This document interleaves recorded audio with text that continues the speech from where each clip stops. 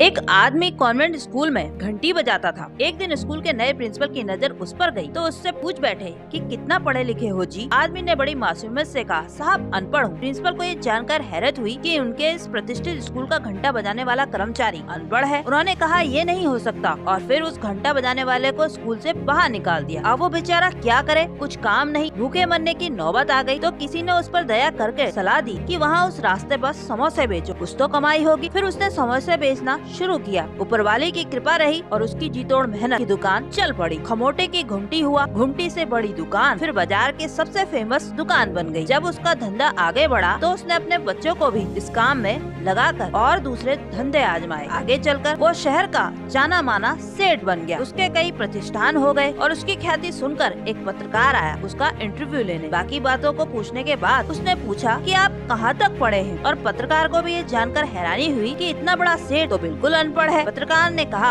आप नहीं पढ़े लिखे हैं फिर भी इतना बड़ा बिजनेस चलाते हैं और इतने सफल हैं, और मैं सोच रहा हूँ कि अगर आप पढ़े होते तो क्या कर रहे होते। तो सेठ ने जवाब दिया, स्कूल में घंटा ही बजा रहा होता।